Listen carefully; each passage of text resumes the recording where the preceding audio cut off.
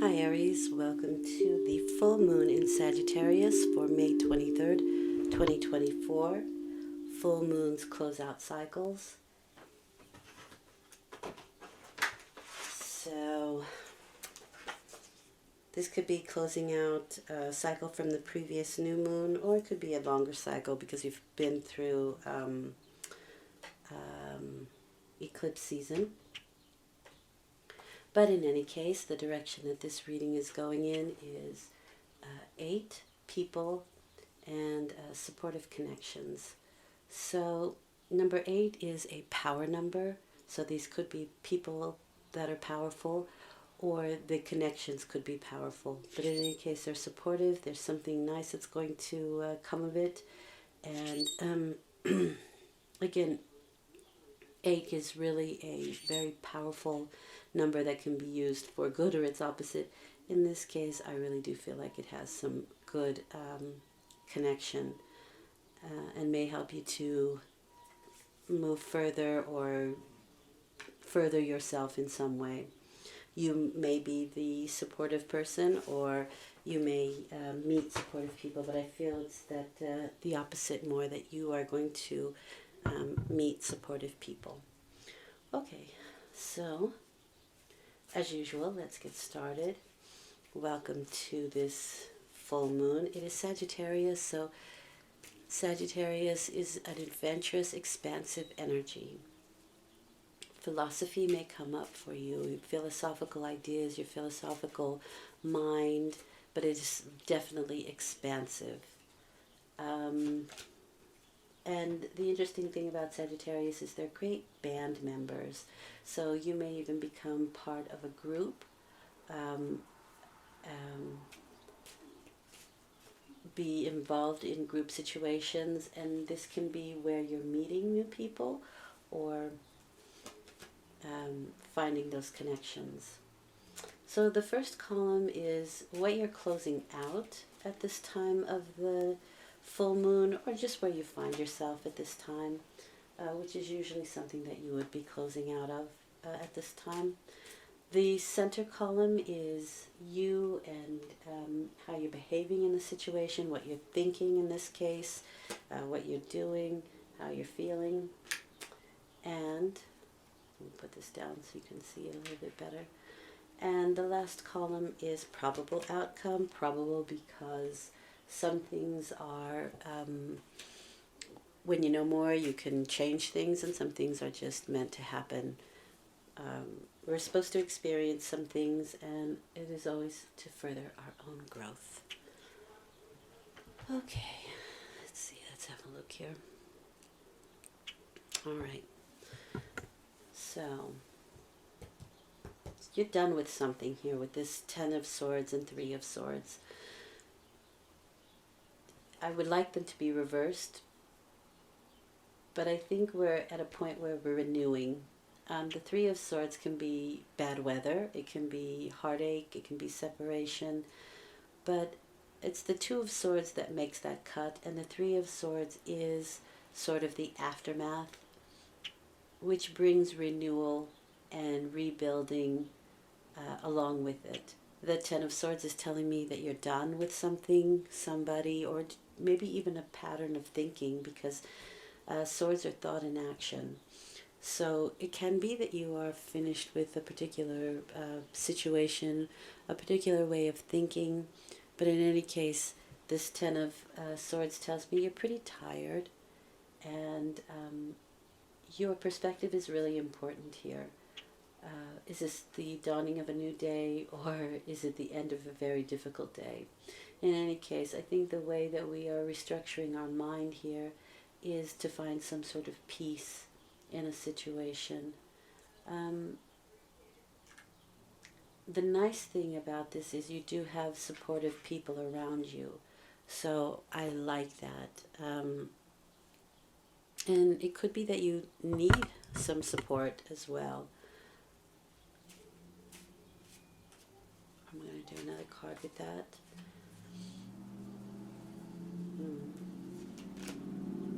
Yeah, it's a new cycle. It's a fortunate change. And so as full moons close out cycles, we are definitely closing out a period of frustration. You've been through the entire gamut of the Ten of Swords, right? You may even still be kind of dealing with it because you're here with it, with the right in the center of it. But we're closing it out during these next 2 weeks. You could just be at a point where you're just really tired and done with everything. And the Wheel of Fortune portends a new cycle. It's the luck. It's sometimes life is a gamble. And sometimes we're at the top of the wheel, sometimes we're at the bottom of the wheel, but it's a constant change. But it usually portends a lucky cycle. However, the best part of this card is what we've learned from the situation. Now again, swords are action and the mind and our way of thinking. And so the Three of Swords, while it can look pretty difficult, and you probably have been through some difficulty when these cards appear, it is the renewal part of it because of this card. So 10, right, is the end of a cycle, the beginning of something new simultaneously. So I do feel like we are at a point where we're done with an old cycle. And really we're just looking to find peace.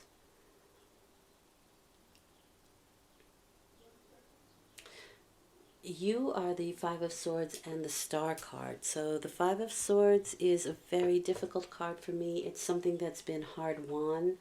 You may get what you want, but it may not have been the way you wanted it.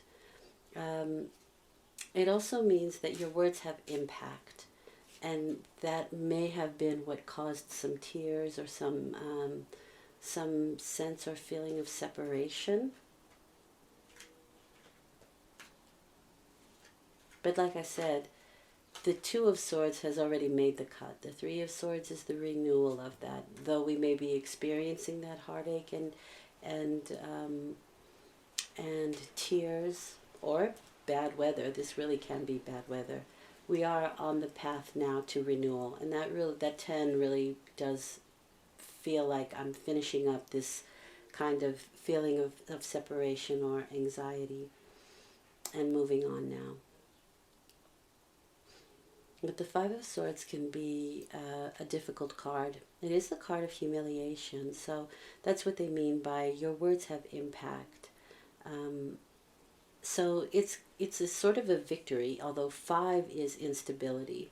So it is a sort of victory, something that was hard won. And you may be the victor, but it's not a complete victory because perhaps you feel for the people who didn't win in a situation, or the people who lost out. So it isn't a complete win, and that's what I mean by you may have gotten what you want, but it may not have been the way you wanted it.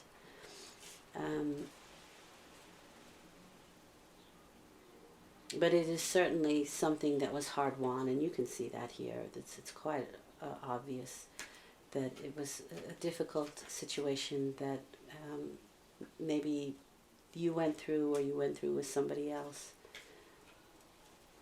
The Star card is a really nice card because it is a new hope, and I think that comes with this new supportive connections and maybe very future oriented, but it is something that we can look forward to. It's under a lucky star when this card appears, and it is future oriented. It can be conversations that you have with people because this is associated with Aquarius, and Aquarius is very much about information.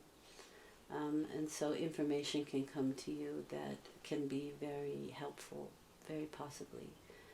What is available to others is also available to you with the Star card, but something is under a lucky star here. So whatever you have been through, the future looks bright, the future looks hopeful. And again, with the Wheel of Fortune, there's just this sort of change of luck. And the luck prior to this hasn't been great. That's pretty obvious here. And so now there's a change of luck. Now this can have something to do with females, mother, your creative sensibility. This is associated with Venus, so this is the quintessential female. It is also very much about kind of sitting back and getting what you wanted, being catered to a little bit. And maybe that's something that you need a bit of pampering at this time. It can also be nature, so where that Five of Swords is concerned, maybe you can find yourself in nature, and that can give you the sense of feeling reconnected, whereas this is kind of like that separation, feeling apart from things. And they're both threes, right? This can kind of reconnect you back to yourself, back to nature. But it is kind of Venus, right? She gets what she wants. She's the center of attention. She's catered to. And maybe you need a bit of pampering at this time. And perhaps you are doing that to others. Like I said, you may be the supportive connection. These are females in your life, but they can be important females in your life. So it's very much a mother situation. If you are a female, this can be pregnancy. So maybe you are pregnant, maybe you're giving birth, maybe you are trying to conceive, and perhaps there was loss here, and we've coming full circle, and it's very possible that we try again and we are conceiving or giving birth, something like that. Can be future oriented, so maybe it's just the beginning of a pregnancy, and of course 9 months later. But maybe you are just hopeful about a pregnancy. That's also very possible here. It's also just creative. It is the creative principle itself, the Empress. 3 is the Trinity, so it's a very important card, but these are definitely linked. When they're the same number, there is a link there. And you have that here too, the 2 tens. So I do feel like there's something lucky coming your way. And it is under a lucky star with the star card. The 8 of Cups and the Hanged Man are the probable outcomes. So the 8 of Cups is the card of walking away from old emotional pains. Sometimes things that may have been fun in the past, we are to let go of. And it is with a bit of a heavy heart, but again, you have 8, right? And so 8 is a power number, meaning that it empowers you in some way to let go of things of the past and move upward, move forward. We're climbing the mountain now, so we're moving upward here. It is an empowering thing, but it is cups, so it's a bit emotional, you know. It can be something that you do let go of with a bit of a heavy heart. And that's obvious here with the 3 of Swords, because it's an emotional situation, but it's also mentally taxing as well as emotionally taxing. And again, the feeling of separation.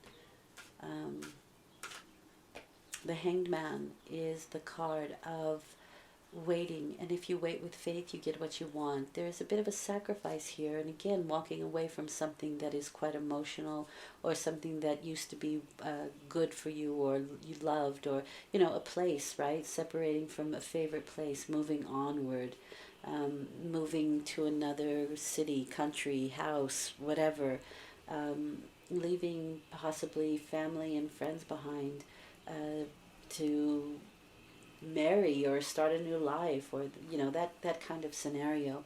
It's something that you once loved, but it's time to let it go now. But it is about empowerment. It's a powerful number.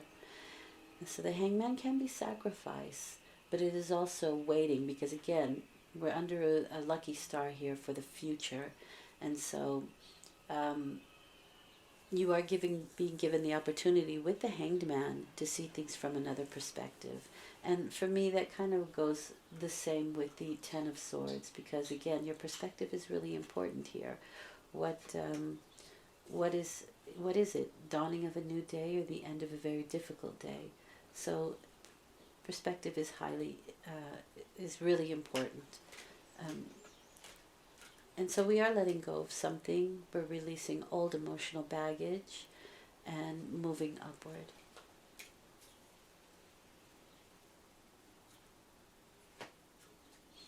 The hangman is also associated with water, so with the element of water. And so that also has a lot to do with the emotional side of the Eight of Cups. With that, you have the Four of Pentacles. So again, this is very much an empowerment card, self-empowering. This is the Sun in Capricorn. And so it's about self-empowerment and empowering others. And the interesting thing is, I don't see anybody in particular here other than possible females around you or you being the empowered person. But the Four of Pentacles is empowering yourself, empowering others, making sure that you have a good, strong foundation. If you think about the Emperor, who is also a number 4, when we build good, strong foundations, the manifestation can continue on. It has staying power. So this is really about empowering yourself, empowering others, and it can be on a financial level, but it doesn't have to be. We may be put into an awkward position, and it can be an awkward financial position as well, but this has a very awkward feeling to me. This particular card, the shoulder is way down here. It's just, we're in an awkward position and we are blocking our heart here. The thing is that in this card we're trying to hold on, and we're being here asked to let go of something, right? To release something, to let go of old emotional baggage, but also to surrender, because situations may not be in your hands at this time with the Hanged Man. Something bigger is steering your ship. But this is the card of holding on, and holding on rather tightly. It is the Miser card. But it can be like we're saving money to build strong foundations. It doesn't have to be negative. I leave these quite general, so everybody can receive the wisdom of the tarot, and direct it in their own situation, to their own scenario. Okay.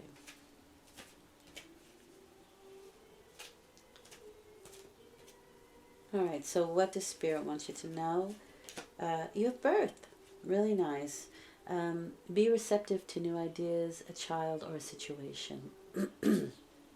And I see that here, especially with the Star card and the Empress card. Also the Wheel of Fortune, a new situation coming through. But in the next 2 weeks, it may not be in your hands. It may just be, you may be at the will of somebody else or a situation. But I do see for the future that there's going to be, you're supposed to be receptive to it. So be open to something new. Where the birth card is concerned. And that's number 2. So there's duality, but there's partnerships here, and that also comes in with this people, new supportive connections card. So it's very possible that a partnership, a situation, I mean, if it is birth, like real birth, then this can be a difficult, this can be actual physical pain, these two. So maybe it's a difficult birth, but you have supportive connections. Or if you're just giving birth, perhaps you have a long recovery and you have people there. But I mean, literally, this is a motherhood card, pregnancy and giving birth, and then you have birth card here. So for somebody, certainly you are, either you're getting pregnant or you're ready to give birth. The interesting thing with that is, if that is true, the Eight of Cups is letting go of an old lifestyle, especially if it's your first child, right? We do sacrifice. We don't get to go out anymore, and we're connected to somebody, and life changes for you when that happens. And so we are giving up kind of an old lifestyle. We do have to surrender and give over to to being the supportive connection in that sense. So that's all I have for you, Aries. I hope this has been helpful. I will return in 2 weeks with a new moon reading. Thank you for listening. Until then, take good care. Bye for now.